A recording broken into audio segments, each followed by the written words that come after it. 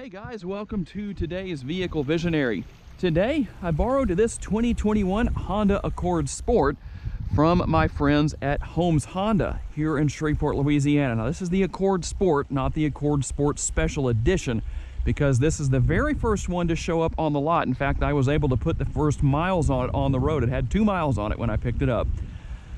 And if you don't see the changes to the exterior, I'll tell you what they are in just a minute, but here are some of the changes that you can expect in 2021 as far as the Accord is concerned. For those of you who are looking for a manual transmission, well, I hate to tell you that that's no longer available. And the EX trim level has been taken out of the lineup in favor of the Sport Special Edition. Like I said, as soon as we can get one of those, we will get one and take a close look at it when it hits the lot at Holmes Honda. Now, as far as changes to the exterior, there are a few changes, but let's just start here by looking at the front end. And in my recent video I did on the Honda Odyssey Elite, I talked about how the front end was redesigned to somewhat look like the Accord does now. Same headlights, kind of some of the same trim, all that good stuff. And on this particular model, of course, I do like the overall shape and lines of not only what you have here with the headlights on the front end, but also the design of the hood. So let's just take a quick look here at what you can see with the headlights here. Just an overall racy look, even within the headlight housing itself right there. Plus, you have the LED fog lights on the lower portion of the bumper. And again, looking here from the front end, the little box down here, that is Honda Sensing, Honda's safety suite of driving aids. And so I'll list all of those on the screen so you can know what those are. And as always, there is a link down in the description of the video to the dealership's website for this exact vehicle to cover everything that I don't cover in the video here, so we don't make it too terribly long. Now, as we take a look at the overall lines on the front end here, I like the fact that the front end and the hood are not all just flat like we've seen of older generations. Of course, the Accord definitely has won a lot of awards because of reliability. And while the styling has greatly improved, nothing has diminished the reliability, but I just like the fact that you have the overall look of just lines that don't make it just look kind of blah, so to speak. Very good, very nice. And something that continues to be good here, you've got the 19-inch alloy wheels. And here's something for those of you who might be interested in answering a question down in the comments, a little bit of something for you to think about. There are a lot of pros and one con about these rims. If you know what that con is, tell me what it is. And here's a hint. It has nothing to do with the rim itself as far as how it's manufactured. There's no problems, no defects or anything like that. But tell me if you know what it is. The side skirting, of course, the continued racy, or more, maybe I should say sporty lines, as you can see right there. And here are some of the exterior changes beside just a little bit on the front end. You've got the black side view mirrors. You've also got the black shark fin here on the roof, a little antenna right there. And here on the trunk as well, you have the trunk spoiler that is not too big, but not too small. That's also going to be black as well. And speaking of the trunk, let's open that up. And of course, when it comes to the trunk space, there is quite a bit here, and I'll put the numbers on the screen as far as cargo space goes. And if you want to maximize your cargo space, that's what these two little levers right here are for. See how it has the seat right there? I'll just do one side. So when you pull on that, that allows you to go here into the back seat. And I'm going to release that and pull the seat down. So you can do that with both sides with the 60-40 split rear seats. Of course, you've got the cup holders and the armrest and all that good stuff right there. And just for the interest of fair reporting, let's lift up the floor right here. Now, I'm going to just kind of get the floor out of the way so you can see what's under there. Here's everything for changing a tire because, well, guess what, guys? Lift up here. There is your spare tire. No spare tire repair kit. You actually have the spare tire itself. And this is something, if you're wondering what exactly this is, let me show you real quick. Let's see. We're on this side with the gas tank. If you ever run out of gas, which you really shouldn't with this car, but if you do, you would push this in to refill with a gas can, because the neck on the gas can is not long enough to reach all the way down there and open the baffles that are required to open to use the capless fuel fill. So we'll put that back down, put this back down, and begin our tour of the interior here. And as you can see, I like the fact that even though you don't have a lot of contrast built in here, the materials are nice. And for the price point of being over a little over $27,000, very nice materials. You've got soft armrests, a decent sized door bin right there, and of course the mat pockets on the back of the seats.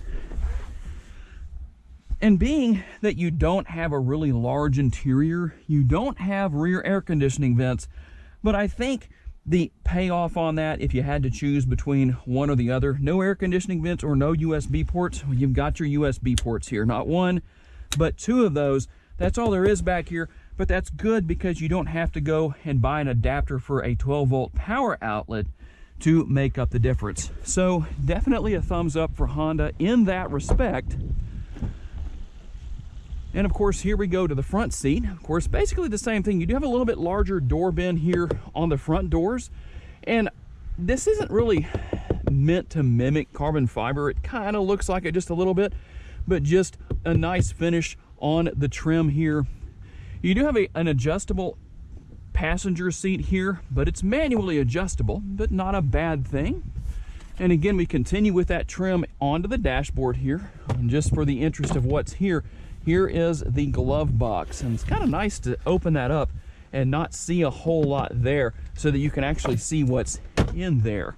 And of course, working our way around to the driver's side.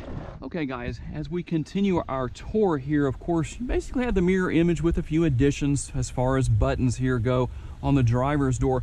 And unlike on the passenger side, the driver's seat is fully adjustable. It's power. It's a 12-way adjustable power driver's seat. And then, of course, you have the aluminum sport pedals. Obviously, this being the sport trim level, well, that's what you would expect to see. Gives it a little bit of a sporty look and feel.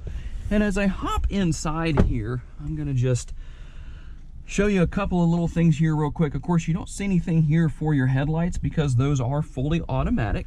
And of course, the dashboard here, through your steering wheel mounted controls, you can control a lot of different functions and features here, as you would expect. And if you want to, on the left side of the, we're going to hit home.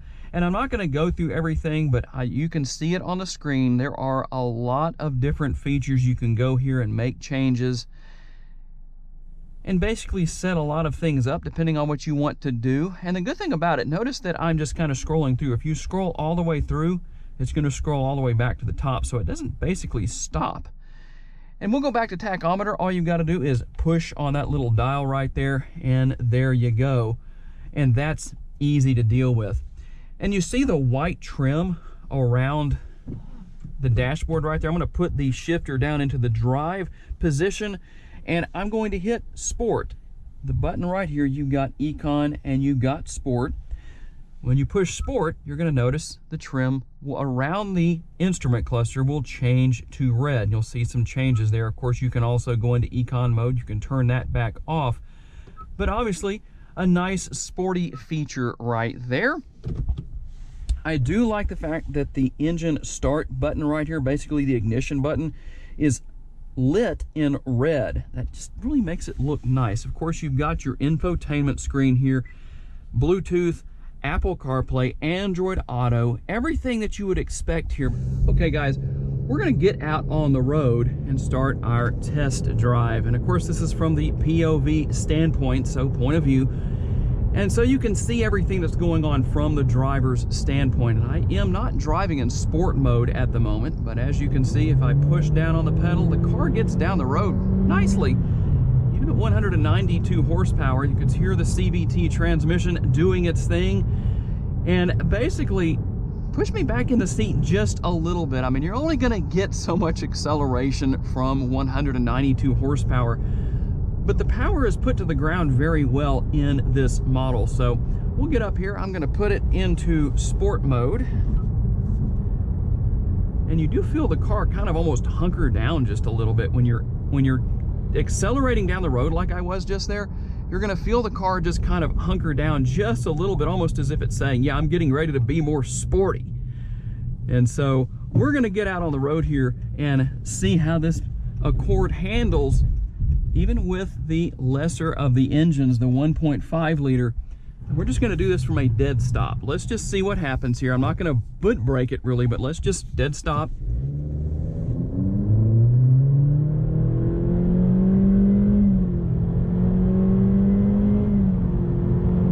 And there we're at the speed limit right there. It didn't take that long in sport mode. So obviously acceleration is not going to be a problem with the Accord Sport, even if you wind up with the 1.5 liter compared to the 2 liter engine. And of course, the good news about that is that regardless of which engine you end up with, you're going to get great gas mileage, but especially with this 1.5 liter.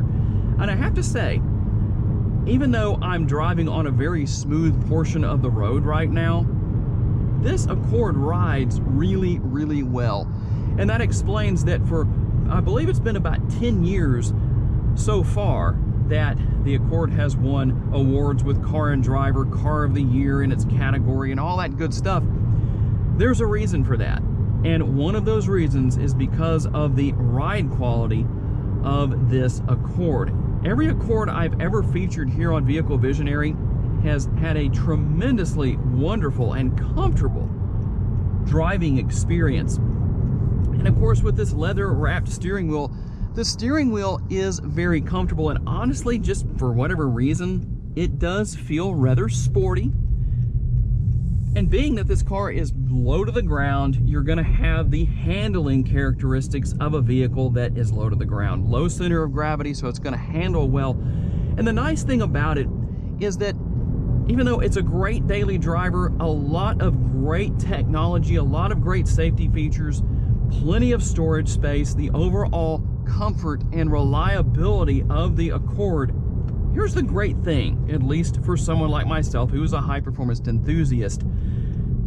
If you want to have a little bit of fun and take some corners at a little bit higher speed, this Accord is going to deliver, especially in sport mode, because it's going to tighten everything up just a little bit and enhance the ability to, so to speak, put the performance to the ground of this Accord as you're out driving it. So I'm just going to enjoy the overall driving experience as we just cruise down the road here. Now, I'm not doing anything too crazy, driving right around the speed limit, but ultimately, I already know that as we go through these corners, that it's going to take them no problem. You don't have to slow down one little bit. And the only thing, as far as maybe not executing that corner perfectly back there, is just the fact that I'm not used to this car. But we're going to go up the road here just a little bit more. And the good thing about this road, even though it has some nice corners to it to test the handling of the vehicle, it doesn't look like it, but there are some bumps on this road. It's not the smoothest road you're going to drive on. And driving over these little bridges right here gives us again an idea of the ride quality really being a very, very high. I give the Accord high marks on the way that it rides. I mean, if you're looking for a smooth riding car, this one is definitely going to do it. So I'm going to get through this corner a little bit better than the last one and just take my time through here. Very, very minimal body roll. Don't feel like I feel like there's room left to actually accelerate a little bit through that corner at a higher rate of speed if I wanted to. Not that you need to necessarily, but just for the purpose of showing how this Accord handles, definitely a plus. I'm very comfortable throwing it into a corner at a little bit higher rate of speed than maybe some of the other vehicles I've driven. So ultimately, I've got to say thanks to my friends at Holmes Honda for loaning me this 2021 model of the Accord for the day. And don't worry, guys, when we get that special edition on the lot at Holmes Honda, I guarantee you I'll run by and I'll pick that up and we'll make a video on that. Tell me what you want to see me feature here on Vehicle Visionary, and if I can make that happen for you, because sometimes I can't get my hands on the vehicles that everyone wants me to feature, but I'm working on that. I might have to go out of town to shoot some videos. So I really appreciate your support, guys. I really appreciate each and every one of you guys. Have a wonderful day. I look forward to seeing you in my next video.